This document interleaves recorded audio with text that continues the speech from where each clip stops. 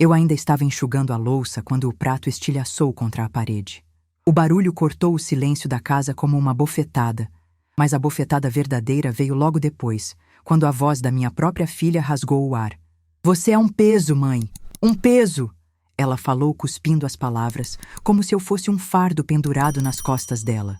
Os olhos dela queimavam de impaciência, e ela tremia como quem finalmente desabafa o que vinha guardando há tempos. Eu me virei devagar, a esponja ainda escorrendo sabão entre meus dedos.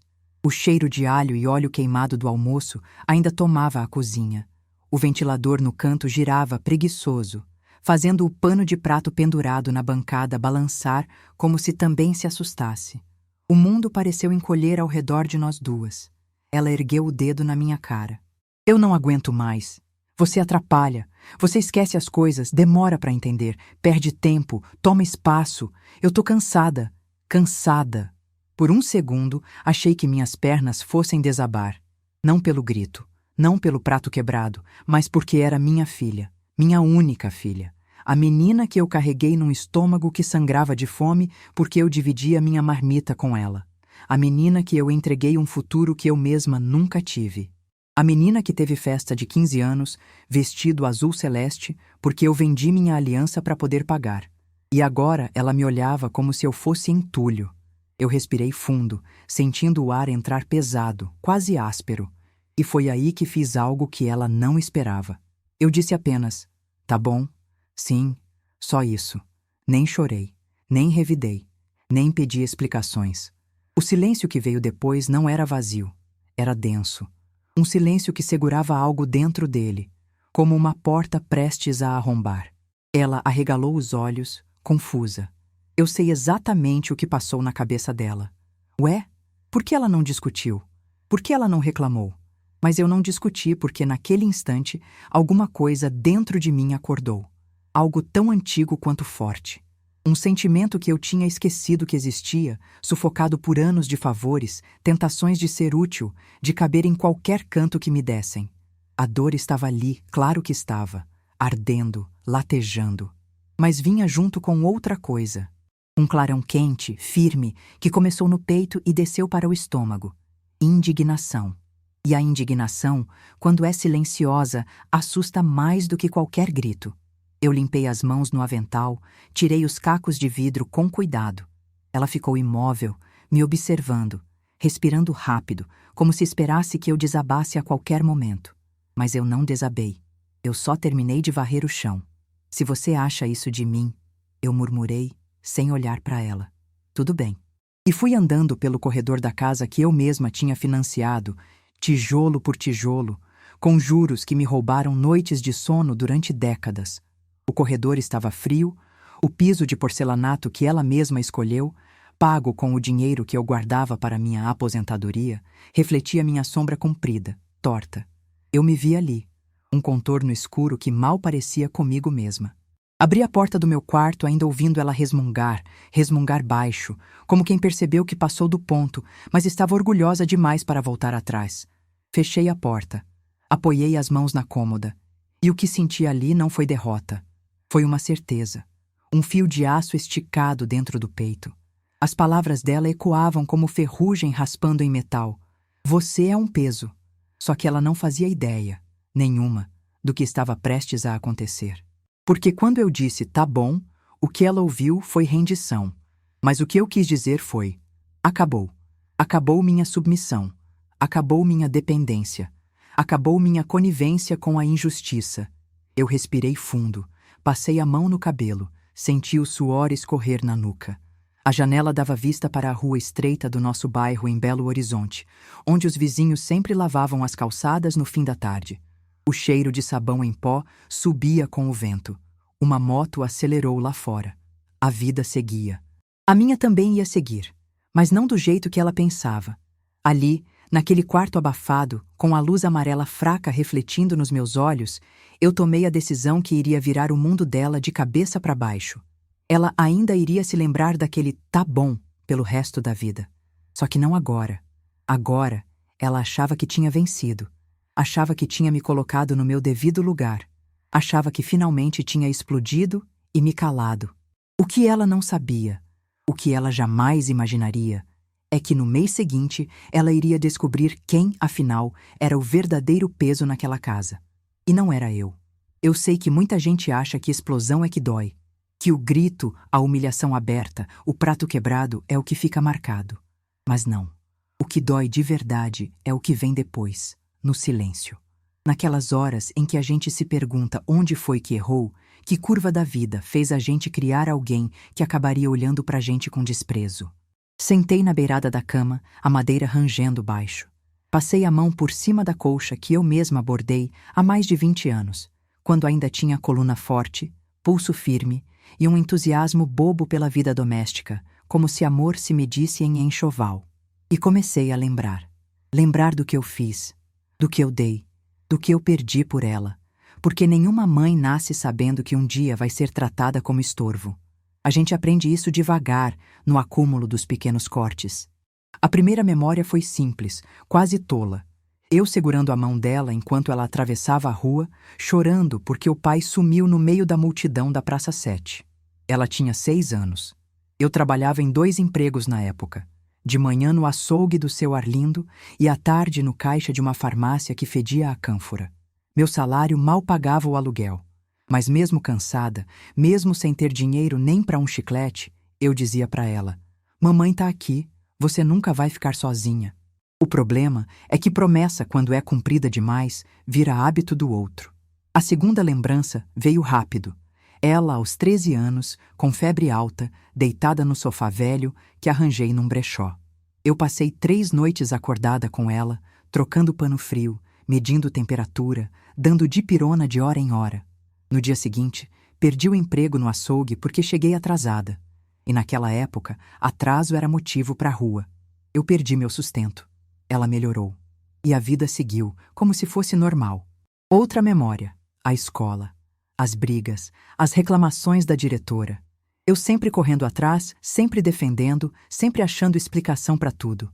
Ela é só sensível. Ela é só insegura. Ela é só adolescente. Só. Até hoje, percebo como passei a vida justificando comportamentos que eram apenas prenúncio do que viria. Depois veio a faculdade. Ah, a faculdade! O maior orgulho da minha vida. E também a maior ferida. Eu lembro como se fosse hoje, eu sentada na mesa da cozinha, calculando contas com caneta emprestada do vizinho. Era mês de pagar matrícula, material, ônibus e comida. Meu salário era insuficiente. Eu olhei para os lados e vi meus anéis guardados num potinho de margarina, presente da minha mãe antes de morrer. Anéis pequenos, discretos, mas cheios de história. Vendi todos. Ela nem perguntou se eu queria vender. Só me abraçou dizendo: "Mãe, um dia vou te devolver tudo isso." Nunca devolveu. Quando arrumou emprego, começou a reclamar que estava apertado. Quando ganhou promoção, disse que era fase de adaptação. Quando começou a ganhar bem, disse que a vida é cara. E eu acreditava por amor. Amor burro, mas amor. Até que ela se casou. Aí sim tudo mudou de verdade. O marido dela, um rapaz correto até certo ponto, começou a dar palpites demais. Coisas pequenas no começo. "Dona Rosa, a senhora devia deixar isso pra gente fazer." "Dona Rosa, não precisa mexer com essas contas, a gente cuida." "Dona Rosa, a senhora já trabalhou muito na vida, né?" Eu não percebia na época, mas já estavam me tirando espaço. Me rotulando de frágil, de esquecida, de improdutiva. Eu? Eu que trabalhei 30 anos sem faltar? Eu que nunca atrasei um aluguel? Eu que levantei sozinha uma filha e uma casa? Pois é, a mudança mais profunda não foi quando ela gritou. Foi quando ela começou a me tratar com pena. A pena é mais cruel do que o desprezo. O desprezo a gente enfrenta. A pena nos transforma em objeto. Lembro do primeiro dia em que percebi isso. Estava passando pano na cozinha.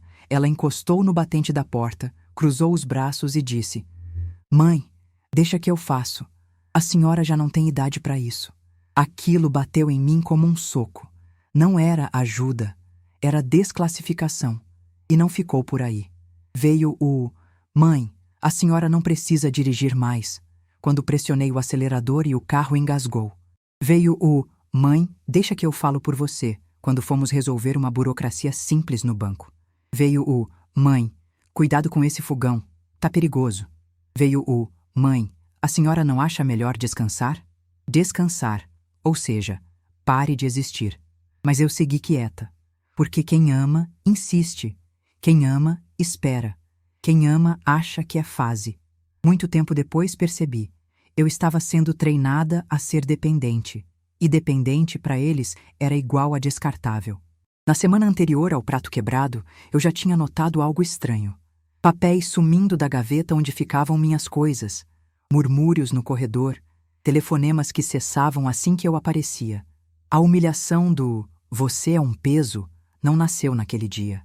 Ela vinha crescendo como mofo atrás do armário, silencioso, pegajoso, tóxico. E eu, como sempre, achando que dava para salvar, que a gente conversa, que passa. Só que não passou. Ela me quebrou por dentro. E quando ela me quebrou, alguma coisa dentro de mim, aquela coisa que eu mesma acreditava que já tinha morrido, renasceu com uma força que eu desconhecia. Eu já não era só a mãe magoada. Eu era uma mulher ferida. E mulher ferida pensa, planeja e espera a hora certa. O mês seguinte seria o mês em que tudo viraria. Ela só não sabia. Mas eu já sabia. E isso foi o bastante. A primeira pista não veio de um papel, nem de uma conversa. Veio de um cheiro. Sim, um cheiro. Eu estava saindo do meu quarto quando senti aquele odor forte de tinta fresca misturado com produto de limpeza. Estranhei, porque ninguém tinha pintado nada ali. A casa estava quieta, quase silenciosa, só o rangido do ventilador velho rodando na sala. Caminhei até a cozinha e a encontrei vazia, louça limpa, bancada impecável, cheiro de nada. Mas quando voltei para o corredor, lá estava ele de novo. Aquele cheiro químico, quase metálico, vindo da porta do escritório. O escritório, que até então era meu. Meu cantinho onde eu guardava meus documentos, meus papéis, minha vida organizada em pastas de plástico. Minha filha tinha passado dias trancada ali, dizendo que estava fazendo ajustes na casa. Ajustes. Engraçado como palavras domésticas escondem intenções sombrias. Encostei a mão na maçaneta e senti o frio subir pelo braço. Hesitei apenas um segundo e girei. A porta abriu com um rangido leve, como quem avisa: prepare-se. A primeira coisa que vi foi minha mesa, vazia demais, sem minhas pastas, sem meus papéis, sem meus documentos. A segunda coisa foi ela, a impressora ligada, a luz azul piscando e uma folha ainda quente no escaninho de saída. Uma folha que não era minha. Me aproximei devagar, com o coração batendo como se quisesse sair pela boca. Peguei o papel e meu mundo encolheu num ponto minúsculo. Minha procuração. Com minha assinatura. Mas não era minha assinatura. Era a assinatura que ela sempre imitou quando era criança, tentando copiar meu nome nos cadernos. Eu reconheceria aquele R torto mesmo no escuro. Eu prendi o ar. A sala inteira pareceu girar por um segundo. Procuração. Assinatura falsa. Meu nome. Meu CPF. E o pior, autorização para movimentação bancária. Minhas mãos tremeram tanto que o papel quase escapou. Continuei vasculhando, agora sem delicadeza, puxando as gavetas com força, abrindo pastas escondidas debaixo da impressora, empurrando caixas. E então vieram outros papéis. Contratos, formulários bancários, senha impressa, a minha senha, anotada por alguém que claramente não era eu. E então, o golpe final. Um pedido de alteração de titularidade da minha própria conta. Eles estavam tentando tomar tudo, tudo. Eu me sentei no chão, a madeira fria contra meu corpo quente. O documento tremulava na minha mão e por um momento senti que eu ia desmaiar. Meu peito ardia, minha garganta fechava, meus olhos enchiam, mas eu não chorei. Não chorei porque não era hora. Eu estava num campo de batalha. E quem chora em campo de batalha, morre primeiro. Respirei fundo. Olhei ao redor e percebi algo ainda mais terrível. Ela não estava fazendo aquilo sozinha. Havia notas de voz abertas no computador, registros de ligações, mensagens, todas com o nome dele, o marido dela. Se a gente fizer ela parecer confusa, o banco libera. Ela já tá velha, ninguém vai questionar. Ela assina qualquer coisa. Eu senti meu estômago virar. O ar ficou pesado, espesso, quase irrespirável. E ali, naquela hora, com aquele monte de papéis criminosos espalhados na minha frente, eu entendi a verdade. Eles estavam me preparando para ser incapaz. O prato quebrado, os gritos, a humilhação, o isolamento, as conversas cochichadas, o cuidado com o fogão. O mãe não dirige mais. O mãe, deixa que eu falo por você. Eles estavam montando um caso, um enredo, uma narrativa. A narrativa da mãe esquecida, frágil, senil. Para quê? Para assumir tudo que eu construí, tudo que eu lutei para deixar de herança, tudo que eu economizei ao longo de 3 décadas. Era roubo, roubo frio, roubo calculado, roubo emocional e o pior, roubo familiar. Levantei devagar, sentindo a coluna doer, mas agora era outra dor. Uma dor que vinha da alma. Aquela dor que só quem foi traído pelo próprio sangue conhece. Fechei a porta devagar, como quem encerra um capítulo, e caminhei até meu quarto com 2 papéis na mão. A procuração falsa e o pedido de alteração bancária. 2 provas. Provas que podiam virar tudo. Eu sentei na cama e senti um frio percorrer minhas costas. Algo dentro de mim mudou de forma definitiva. Não era mais ferida, não era mais mágoa, era estratégia. A partir daquele momento, eu não era mais a mãe que suportava tudo. Eu não era mais a mulher que dizia, tá bom. Eu era outra. E eles iam descobrir isso logo. Muito logo. Fiquei sentada por longos minutos, segurando aqueles papéis como quem segura dinamite acesa. Minha mente estava silenciosa. Não calma, mas silenciosa, daquelas quietudes perigosas que antecedem a tempestade. As palavras ecoavam dentro de mim como marteladas. Se a gente fizer ela parecer confusa, ela já tá velha. Ela assina qualquer coisa. Velha, confusa, assina qualquer coisa. Eu encostei a cabeça na parede e fechei os olhos. Não para descansar, mas para lembrar. Lembrar de quem eu fui antes de ser mãe, antes de ser doméstica, antes de ser babá, enfermeira, cozinheira, caixa, cuidadora, motorista, tudo ao mesmo tempo. Lembrar da mulher que sobreviveu sem ninguém. Da mulher que nunca se curvou para chefe nenhum. Da mulher que acordava às 4 da manhã e dormia à meia-noite porque acreditava que a vida exigia o dobro das mulheres pobres.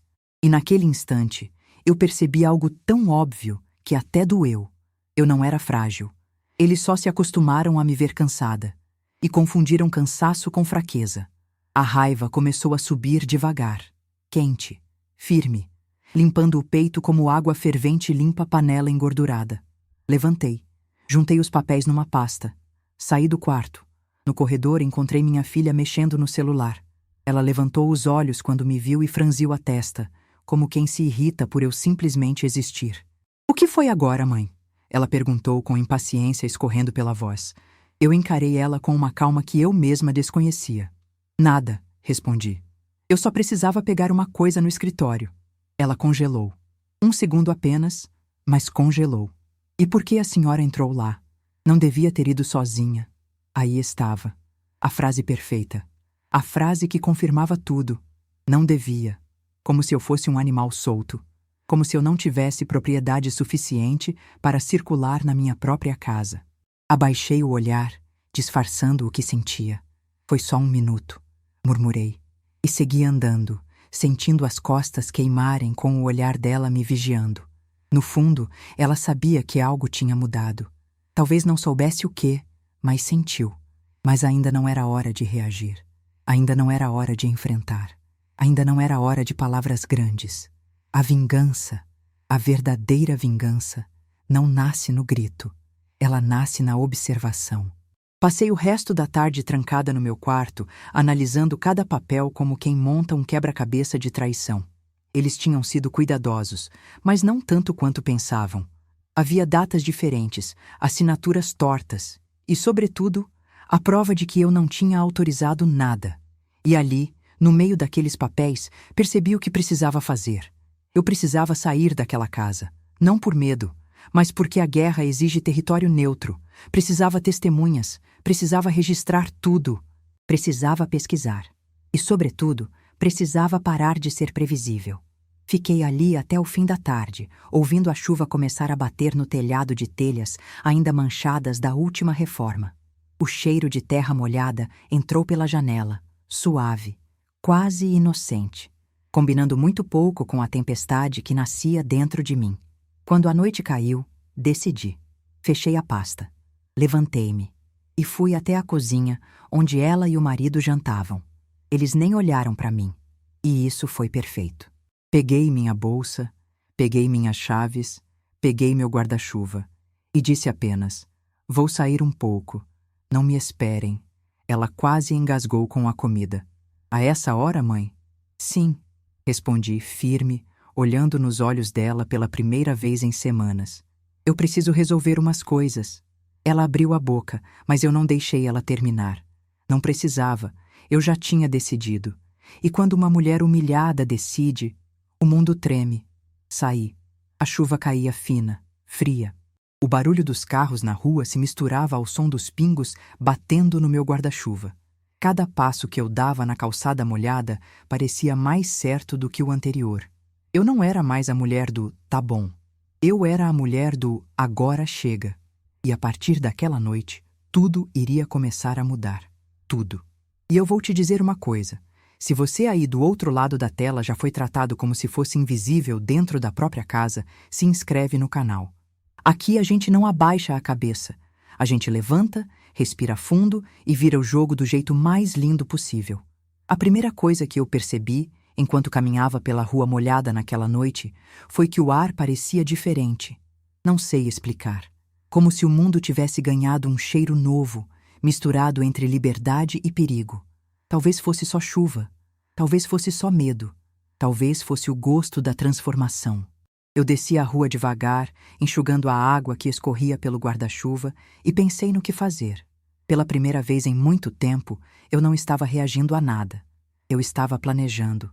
E quando uma mulher que passou a vida inteira sendo subestimada começa a planejar, não tem volta.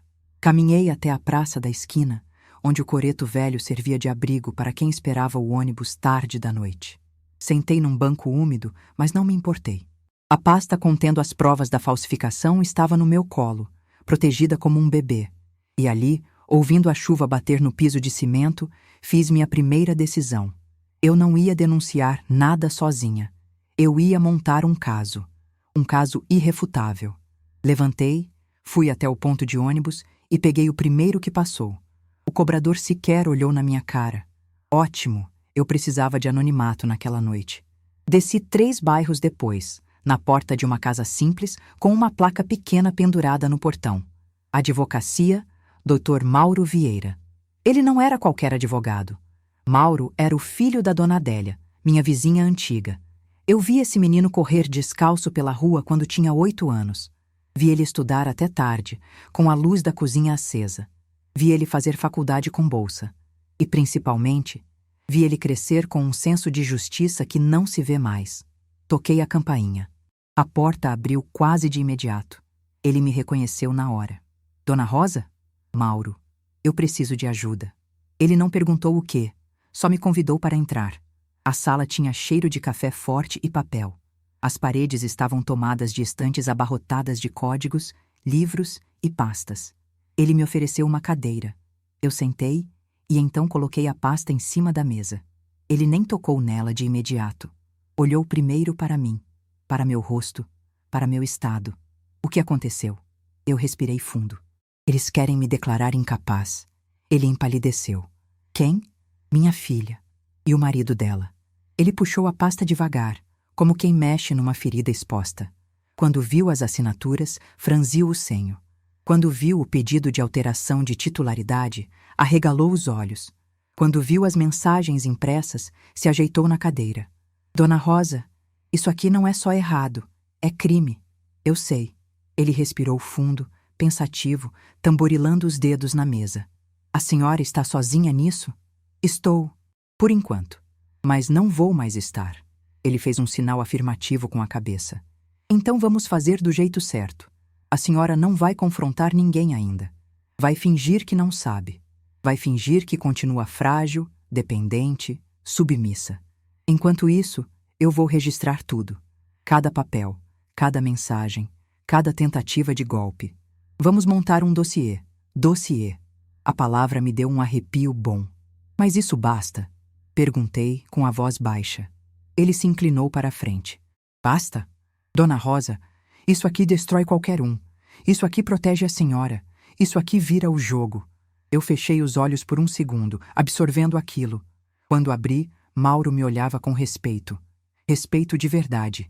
Aquele que eu não recebia há anos dentro da minha própria casa. E tem mais, ele continuou. A partir de agora, não assine nada. Nada. Nem recado de entrega. Nem autorização de escola do neto. Nada. Certo. E outra coisa. A senhora precisa de testemunhas. Pessoas que possam confirmar sua lucidez, sua sanidade, seu comportamento. Eu conheço uma médica que pode ajudar. Vou marcar uma consulta amanhã mesmo. Eu segurei na borda da mesa, firme. Mauro, eu não queria ter chego a esse ponto. Ninguém quer, ele respondeu. Mas eles passaram do limite. A conversa durou quase 2 horas.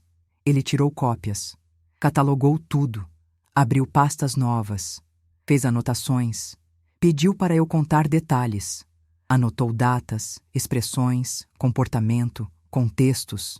E enquanto ele escrevia, algo inacreditável aconteceu dentro de mim.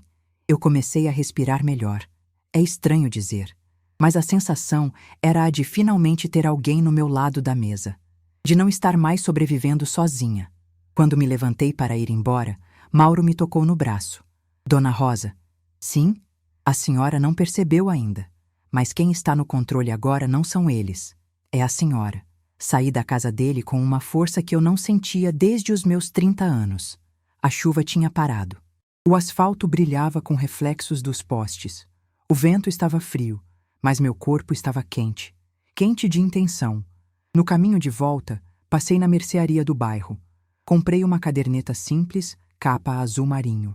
Ao entrar em casa, fui direto para o meu quarto. Abri a caderneta na primeira página e escrevi: Dia 1. Começou. Porque vingança. A vingança de verdade não é quando você grita, é quando você escreve. E eu estava prestes a escrever a maior virada da minha vida. Acordei antes do sol naquele dia. E não por obrigação, não por ansiedade, não por tristeza. Acordei porque sentia que uma nova parte de mim tinha renascido, como se alguém tivesse me devolvido uma identidade que eu não lembrava mais que existia. A casa estava silenciosa. Silêncio de casa que se acha dona de si mesma. Silêncio de quem acredita que está segura. Eu caminhei até o banheiro devagar, acendi a luz e encarei meu reflexo. Meu cabelo estava preso daquele jeito desleixado que eu usava desde que me disseram que eu já não precisava me arrumar tanto. Minha sobrancelha estava caída, meu rosto cansado, meu olhar apagado. E percebi que eu tinha me deixado ficar assim. Por dependência? Não, por hábito de ser diminuída. Segurei na pia e respirei fundo. E comecei. Soltei o cabelo. Lavei o rosto com água fria. Peguei a tesoura que ficava na gaveta de maquiagem, aquela que eu quase não abria mais, e aparei a franja sozinha. Retoquei as sobrancelhas. Passei o batom vermelho guardado há anos, aquele que minha filha dizia ser forte demais para a minha idade. E quando terminei, meu reflexo me olhou de volta como quem reconhece alguém esquecido. Havia um brilho novo nos meus olhos. Um brilho antigo, na verdade. Um brilho que eu tive aos 20, aos 30, aos 40, mas que perdera aos 50 e tantos, quando a vida decidiu me testar pela 100ª vez. Peguei minha bolsa, coloquei a pasta com as provas dentro e saí cedo, antes que minha filha acordasse. O cheiro do café das padarias do bairro subia com a brisa da manhã. O céu estava limpo e eu caminhava como quem finalmente tem destino. A primeira parada foi o consultório da médica indicada pelo Dr. Mauro, uma psiquiatra renomada. Consultas caras, agenda cheia. Mas Mauro já tinha resolvido tudo. Quando entrei na sala dela, a doutora levantou a cabeça e franziu um sorriso gentil. A senhora é a Dona Rosa. Mauro me adiantou que viria. Sente-se, por favor. Eu me sentei. Ela começou com perguntas simples, sobre datas, memórias, rotina, nomes, acontecimentos recentes. Perguntas que qualquer pessoa lúcida responderia. E eu respondi. Com precisão, com firmeza, com detalhes. Ela anotava tudo, murais de letras ágeis, certeiras. Ao final, respirou fundo e disse: Dona Rosa, a senhora não tem absolutamente nenhum indício de incapacidade cognitiva. Nem leve, nem moderada, nem suspeita. Meu peito inflou. Posso registrar isso formalmente? Perguntei. Ela sorriu. Mauro já me pediu. O laudo fica pronto ainda hoje. Saí dali com o coração batendo forte, como se eu tivesse corrido uma maratona emocional. Um laudo médico de sanidade. Uma prova sólida. Irrefutável. E era só o começo. A segunda parada do dia foi ainda mais simbólica. O salão de beleza da Lene, velho conhecido do bairro. Quando entrei, as mulheres que esperavam abriram espaço com aquele olhar curioso que só salão tem. Lene, minha conhecida desde os tempos do meu primeiro emprego, me recebeu com um abraço apertado. Minha filha, que surpresa! Quer cortar o quê? Eu sentei na cadeira giratória, me olhando pelo espelho, sentindo o coração bater no pescoço. Quero cortar o que sobrou de quem eu fui até ontem. Ela sorriu com os olhos. Então hoje vai ser daqueles dias. E foi. Ela aparou as pontas, repicou o cabelo, ajeitou o volume. Pintou meus fios brancos com um castanho suave, elegante, desses que não gritam juventude, mas reafirmam presença. Quando ela terminou e girou a cadeira, eu quase não reconheci quem estava no espelho. Eu parecia eu, de novo. Finalmente. Ficou linda, Lene disse, ajeitando a franja. Eu sorri de verdade.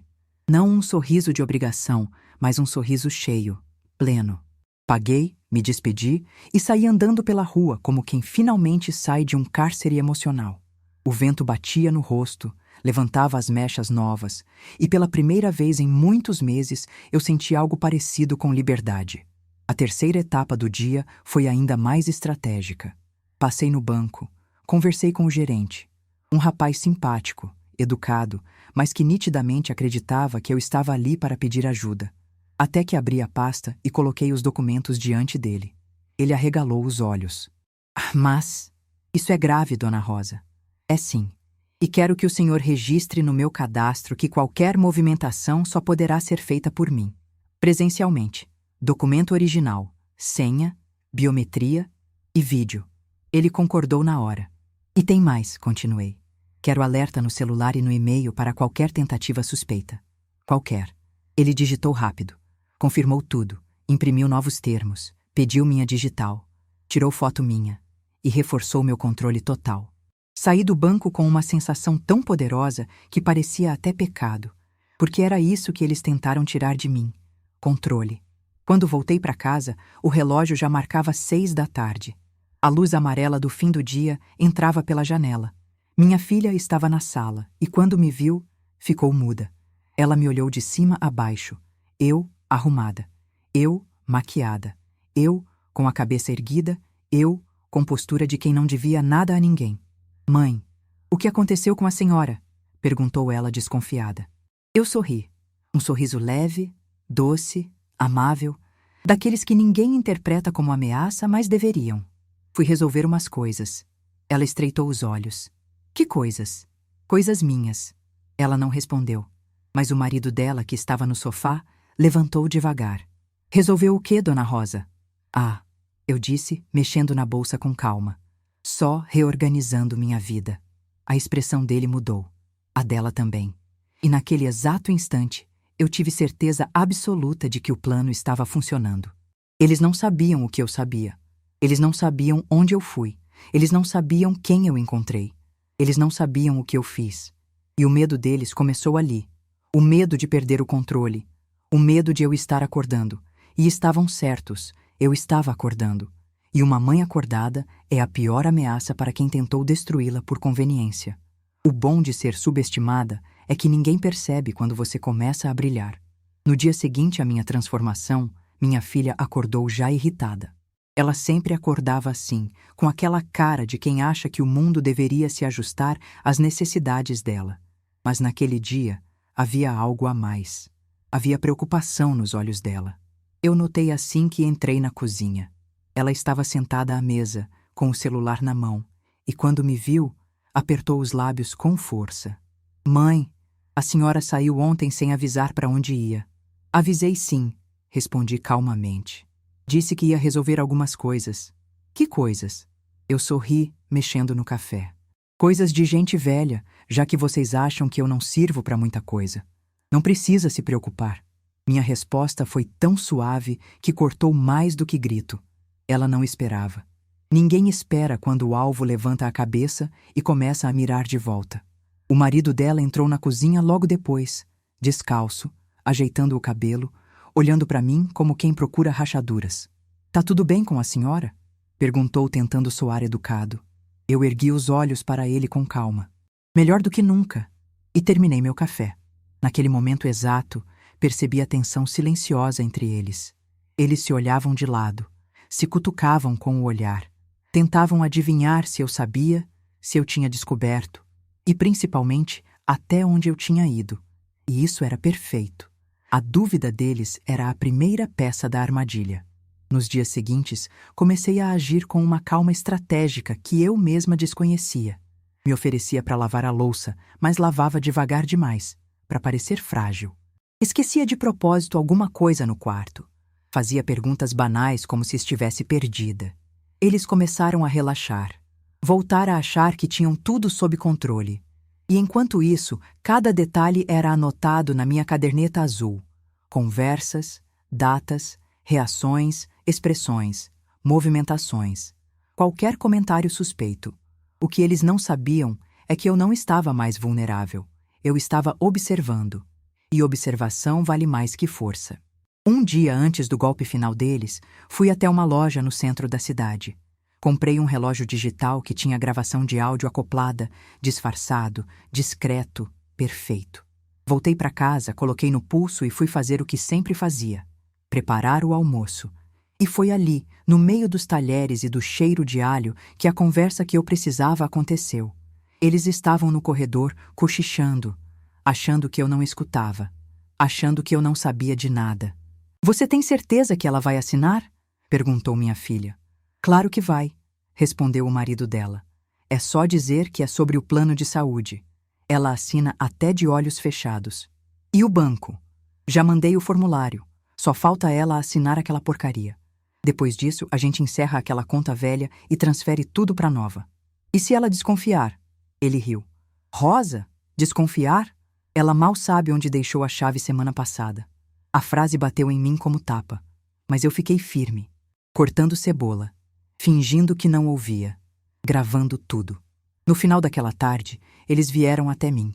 Minha filha sentou ao meu lado no sofá, segurando minha mão com aquela falsa preocupação que só quem tem intenção suja consegue fingir. Mãe, ela começou, precisamos atualizar umas coisas suas. Coisinha simples, coisa de rotina. O marido dela se aproximou com uma pasta. Só assinatura, ele disse, como se estivesse oferecendo uma bala. É rapidinho. Eu olhei para a pasta. Olhei para eles. Sorri. Claro. Me dá aqui. Eles não esperavam. Eles acharam que o plano tinha dado certo, que eu estava entregue, que eu tinha voltado a ser a mãe submissa e passiva. Eu assinei. Assinei com a mão firme, forte, como quem coloca a última peça de um jogo que já está decidido. Mas o que eles não sabiam é que Mauro já tinha tudo registrado. Já tinha as cópias. Já tinha o dossiê. Já tinha o laudo médico. Já tinha a gravação. E agora tinha também prova da tentativa de fraude flagrante. O documento que eles me deram para assinar continha dados ilegais, e meu advogado iria registrar a assinatura como prova de coerção. Eles pegaram a pasta, sorriram e foram para o quarto. Eu fiquei sentada no sofá, tomando um gole de água, sentindo um sabor que há meses eu não sentia. Vingança lenta, preparada, matemática, fria e bela. À noite, assim que eles dormiram, eu peguei minha bolsa e saí de casa. Peguei o ônibus. Desci no escritório do Mauro, onde ele já me esperava com café e uma expressão de quem sabia que o jogo tinha virado. Conseguiu? Ele perguntou. Eu entreguei o relógio. Ele ouviu os áudios, um por um, sem levantar a cabeça. Quando terminou, esfregou a barba, encostou no encosto da cadeira e murmurou. Dona Rosa, isso aqui é demolidor.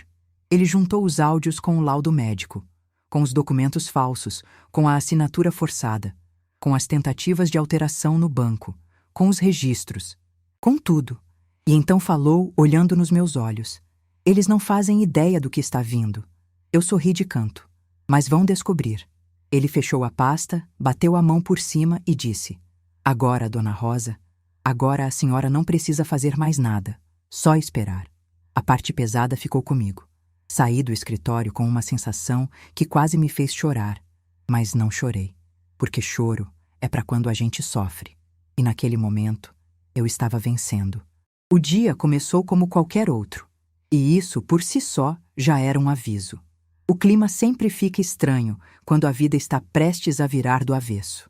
Acordei cedo, como de costume, mas dessa vez havia uma calma nova dentro de mim. Uma calma daqueles que sabem exatamente o que vai acontecer, ao contrário de quem ainda vive de aparência. Eu preparei café, torradas, um pouco de manteiga, e sentei à mesa esperando. Eles desceram do quarto quase 1 hora depois. Minha filha desceu primeiro, com o rosto amassado, cabelo bagunçado, os olhos semicerrados e, mesmo assim, com aquele olhar superior que ela achava que tinha nascido sabendo usar. O marido dela veio logo atrás, vestido como se fosse importante demais para existir dentro da própria casa. Camisa polo, relógio caro, perfume forte.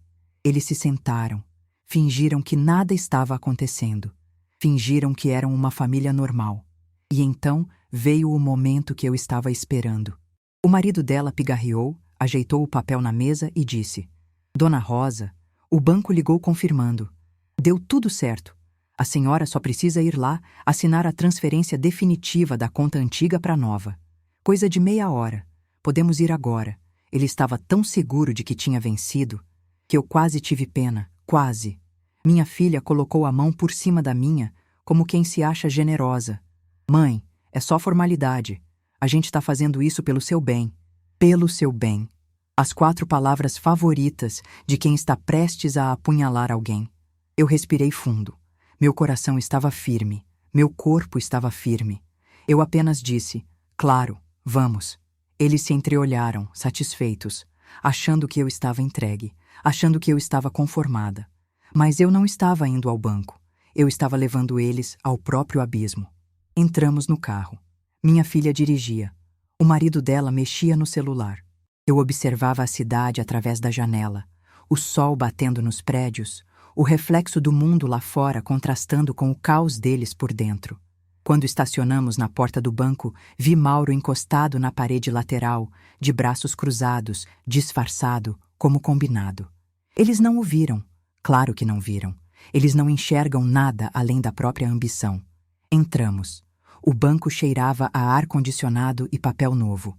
Fomos encaminhados para uma sala reservada, a mesma que o gerente havia preparado. E aí começou.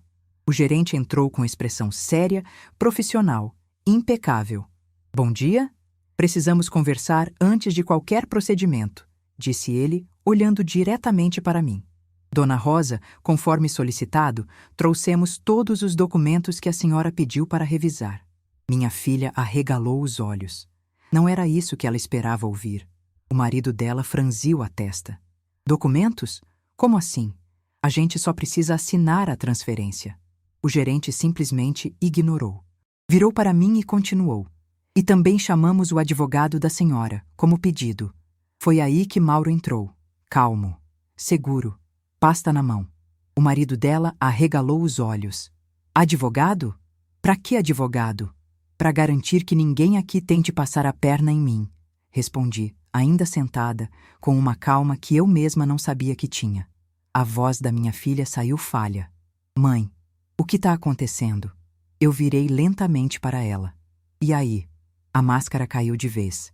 Acontece, comecei, tirando os papéis da pasta, que vocês tentaram me declarar incapaz, tentaram assumir minha conta, tentaram forjar minha assinatura, tentaram me transformar numa mulher frágil para roubar tudo que eu construí. O silêncio explodiu na sala. A respiração deles ficou pesada. A mentira deles, antes orgulhosa, agora tremia. Eu coloquei um papel sobre a mesa. Essa é a procuração com assinatura falsa. Outro papel. Esse é o pedido de alteração de titularidade da minha conta. Mais um. Essas são as mensagens de vocês falando que eu iria assinar de olhos fechados. E então entreguei o relógio para o gerente. O mesmo relógio que tinha gravado tudo. E esses são os áudios. A sala pareceu encolher. Minha filha empalideceu como se tivesse visto um fantasma. O marido dela suava, mesmo com o ar-condicionado gelado. A respiração dele ficou curta, nervosa, tensa. O gerente deu play no primeiro áudio. A voz dele saiu limpa, nítida, implacável. Se a gente fizer ela parecer confusa, o banco libera. Minha filha fechou os olhos. O marido dela colocou a mão na testa. Segundo áudio. É só dizer que é plano de saúde. Ela assina qualquer coisa. Ela começou a chorar. Não de arrependimento, de medo. Terceiro áudio. Depois que ela assinar, a conta é nossa. A frase caiu na sala como pedra. Mauro fechou a pasta devagar, respirou fundo e disse: Bom, creio que não há mais dúvidas. Isso é fraude documental, falsificação de assinatura, tentativa de estelionato e ainda tem agravante familiar. Virou para eles. O olhar dele era de ferro. A gente vai seguir os protocolos formais a partir de agora. Vocês serão notificados ainda hoje. Minha filha tentou falar, mas a voz não saía. Mãe, isso não foi... Não era... Eu levantei da cadeira. Firme. Altiva. Inteira. Não era para doer? Era isso que você ia dizer? Ela chorava, soluçando como criança pega roubando doce. Mãe, por favor. Eu cheguei perto dela. Olhei nos olhos dela, tão parecidos com os meus, mas tão distantes. E disse, baixo, frio, claro. Vocês tentaram me tirar tudo, mas esqueceram quem me ensinou a resistir. E agora, quem perde tudo são vocês. O gerente se levantou. Mauro também. Eles reuniram os papéis, os áudios, as provas. O marido dela murmurou, quase sem ar. A senhora não pode fazer isso com a gente. Eu me virei devagar. Ah, mas eu posso. E vou. E saí da sala com Mauro ao meu lado.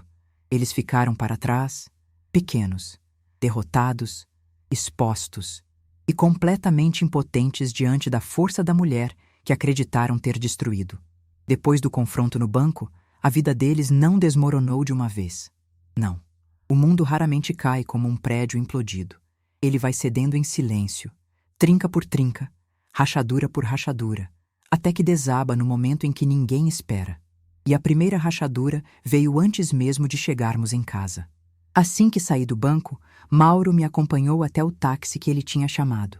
Dona Rosa, disse ele ajeitando a pasta debaixo do braço, a partir de agora, o caso está em andamento. Hoje mesmo eu entro com o pedido de proteção patrimonial e o registro formal da tentativa de estelionato. Obrigada, Mauro. E mais uma coisa, ele continuou. A senhora tem direito a afastamento imediato deles do controle de qualquer bem seu.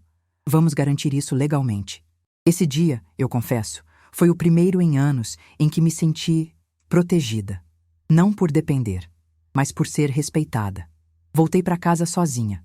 Eles ainda deviam estar lá no banco, tentando argumentar, se lamuriar, se explicar para as câmeras internas e para o gerente que não ia mais proteger ninguém.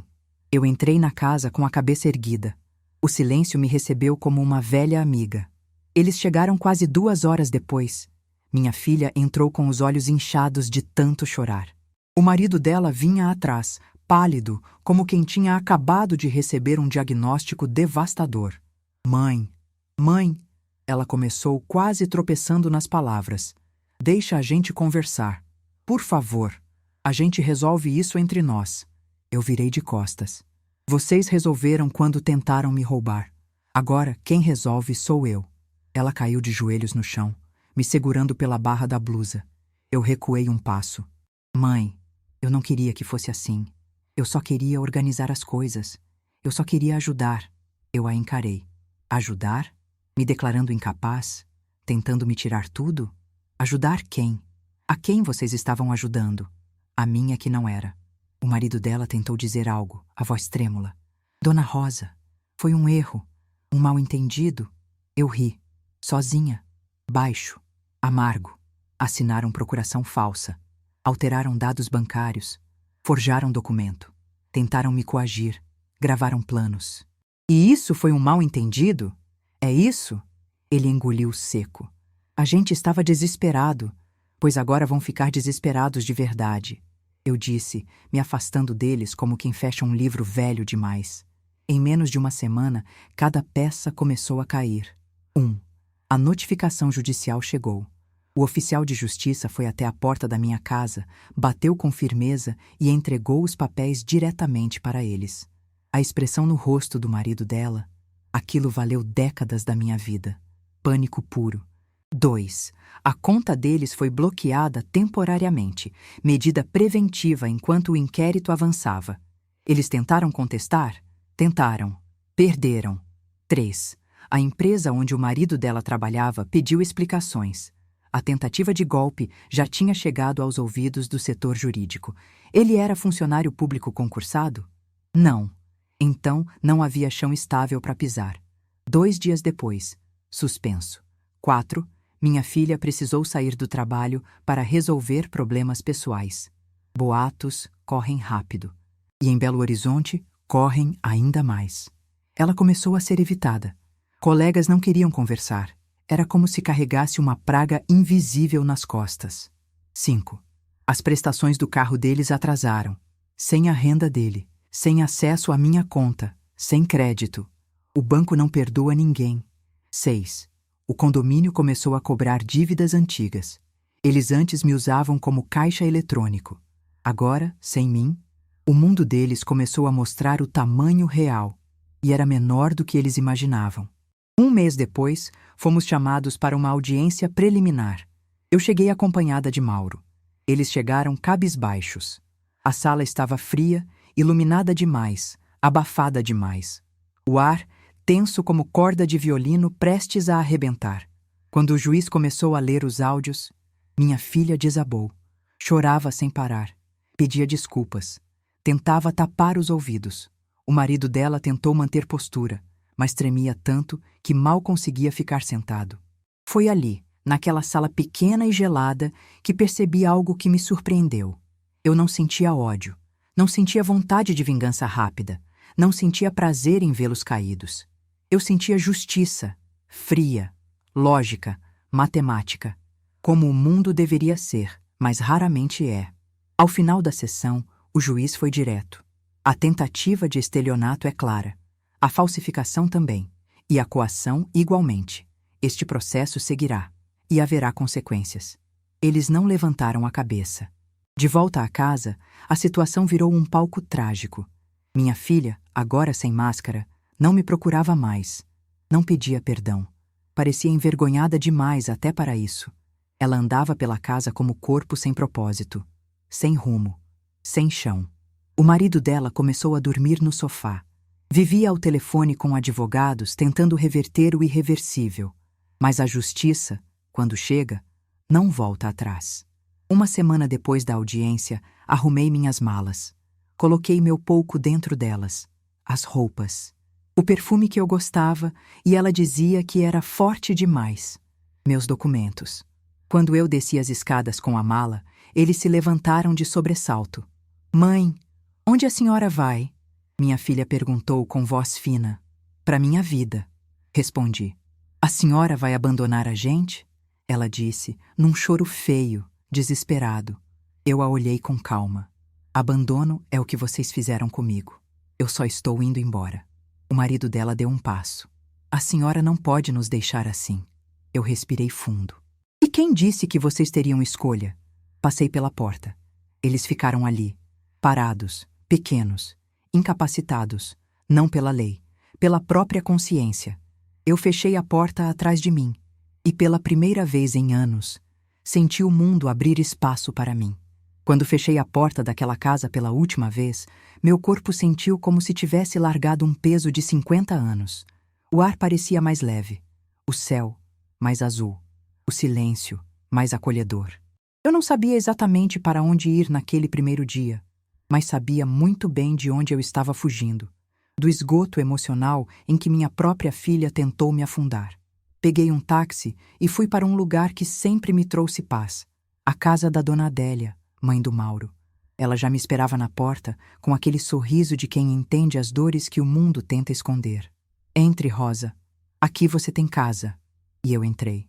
Com a mala pequena, a pasta de documentos e uma coragem que eu não lembrava mais que existia. Ela me acolheu com café quente e pão de queijo e me deu um quarto só meu. Naquela primeira noite, deitada numa cama simples, olhando para o teto de madeira, senti algo que parecia até luxo. Ausência de medo. Ninguém ia cutucar a porta. Ninguém ia mexer nas minhas gavetas. Ninguém ia me chamar de peso. Ninguém ia tentar me dopar emocionalmente. Era só eu, respirando, pertencendo a mim mesma. Os dias seguintes foram surpreendentemente leves. Eu acordava cedo, tomava café na varanda com a dona Adélia, ajudava nas plantas, fazia crochê, caminhava pelo bairro como quem passeia pela própria história. E aos poucos fui ajeitando minha vida com a ajuda do Mauro. 1. Mudamos minha conta para outro banco, em meu nome, com senha nova, com biometria dupla, com alerta de fraude. 2. Pedi afastamento temporário de qualquer documento compartilhado. Ninguém, absolutamente ninguém, podia tomar decisões por mim. 3. Aluguei um pequeno apartamento para mim, um lugar claro, com piso de madeira, cozinha pequena e varanda ensolarada. Minha casa, meu canto, sem eco de gritos antigos. 4. Fiz terapia. Sim, eu mesma me surpreendi. A psicóloga, uma mulher serena, me disse uma frase que ficou gravada. Você não recuperou só sua vida, recuperou sua identidade. E era isso mesmo. Eu não era mais a sombra de ninguém. Eu era Rosa, inteira, suficiente, autossuficiente. E eles? A vida deles despencou rápido. O processo continuou correndo. Meu genro perdeu o emprego. Minha filha teve o nome manchado. As parcelas atrasadas viraram dívida. O carro deles foi retomado. E a casa ficou pesada demais para manter. Acabaram tendo que vender. Eles tentaram me procurar algumas vezes. Mandaram mensagens, ligações, longos áudios cheios de desculpas. Eu ouvi todos. Com calma, com respeito, com maturidade. E não respondi nenhum. Porque perdão não apaga crime. E amor de mãe não é salvaguarda para golpe. Eu não odeio minha filha. Mas eu não a reconheço mais. E para falar a verdade, não desejo mais carregar ninguém que tentou me destruir enquanto sorria na minha frente. Não fui eu que abandonei. Eles é que me empurraram. Eu só parei de voltar. Hoje, meu apartamento novo é simples, mas bonito. Comprei móveis usados, mas bem cuidados. Plantei violetas na varanda. Coloquei cortinas claras. Comprei uma panela de ferro que sempre desejei e nunca tive coragem de comprar. Faço café forte toda manhã. Escuto rádio, caminho no parque, conheço gente nova, converso com a dona Adélia, visito o Mauro para tomar café e falar da vida. E para minha surpresa, eu ri. Pela primeira vez em muito tempo, eu ri com o peito cheio, porque a liberdade tem cheiro, tem gosto, tem som. E o som é o de uma porta que se fecha atrás da gente, para sempre. Eu poderia ter terminado essa história pedindo que vocês tenham compaixão, que vocês tentem entender o lado dela, que vocês busquem reconciliar famílias quebradas. Mas seria mentira. Nem toda história precisa de abraço no final. Algumas precisam de limites. Algumas precisam de distância. Algumas precisam de paz. Uma paz que só existe longe de quem nos feriu. Eu escolhi a minha. E hoje, a vida finalmente é minha. E se você ouviu minha história até aqui, me conta nos comentários. O que você faria no meu lugar? E, por favor, se inscreva no canal. Aqui, cada história é uma libertação. Aqui, ninguém vive calada. Aqui, ninguém é peso na casa de ninguém. Aperta o botão, deixa seu like e manda também suas histórias. Eu estou aqui para contar tudo. Tudo mesmo.